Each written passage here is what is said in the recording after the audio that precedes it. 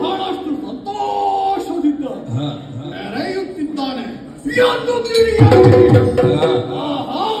ನನ್ನ ಮಸ್ತಕದ ಪುಸ್ತಕವನ್ನು ಒಮ್ಮೆ ಪುಟವನ್ನು ಹಿಂತಿರುಗಿ ನೋಡಿದರೆ ಆ ದುರಂತ ಘಟನೆ ಇನ್ನೂ ಬಗೆಹರಿಯಲಿಲ್ಲ. ಯಾವುದದು? ಅಂದು ಆ ಕಾಲದಲ್ಲಿ ಅಶೋಕ ಸುಂದರಿಯನ್ನು ಮೋಹಿಸಿ ಗಾಮಿಸಿ ಅವಳನ್ನುವುದಾಗಿ ಬಲಾತ್ಕರಿಸಿದವ ನಾನು. ಆದರೆ ಆ ಹೊತ್ತಿನಲ್ಲಿ ಓರ್ವನಾದ ಘೋರ ಒಂದು ಶರಪ್ರಯೋಗವನ್ನು ಮಾಡಿ ನಾನು ಅಲ್ಲಿಂದ ಅಲ್ಲಿಗೆ ಕಾಲು ಕಿತ್ತು ಮರಳಿ ನಮ್ಮ ಪಟ್ಟಣವನ್ನು ಸೇರಿದೆ. ಓಯ್ ಎಂದು ಆತನ ಮೇಲಿನ ಸೇಡನ್ನು ತೀರಿಸಬೇಕೆಂಬುದಾಗಿ ಸದಾ ಕಾಲ ಹಬ್ಬ ಹಬ್ಬಿಸುತ್ತಿದ್ದವ ನಾನು. ನೀವೇನು ನಮ್ಮವರು ಬಂದು ಹೇಳಿದ ವಾರ್ತೆ ಅವರಿಗೆ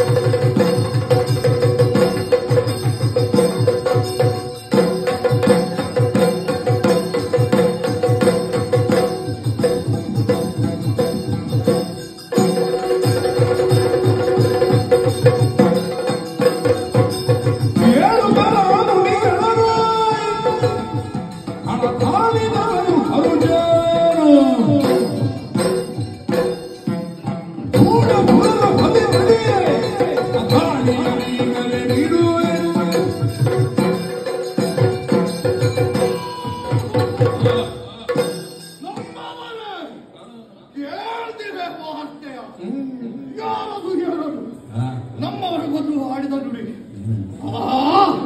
ಈ ಕಾಲಕ್ಕೆ ಅದು ಶಿರೋ ಎತ್ತಿದರೆ ಕಾಡುವುದು ಸ್ವರ್ಗ. ಸ್ವರ್ಗ ಬರಿತಾಗಿನಂತೆ ದೇವೇಂದ್ರ ಇಲ್ಲ. ಈಗ ಸಕಾಲ ಏನು ಸ್ವರ್ಗ ನಮ್ಮ ವಶವಾಗಬೇಕು. ಹಾಗಾಗಿ ತಡ ಮಾಡುವುದು ಸರಿಯಲ್ಲ. ನನ್ನ ತನ್ನ 14 ಅಕ್ಷೋಣಿ ಸೇರೆಯನ್ನು ಕೂಡಿ ನೇರವಾಗಿ ಏರಿ ರಥ ಇದೇ ನೇರ ಪಥ ನೇರವಾಗಿ ಸ್ವರ್ಗಕ್ಕೆ.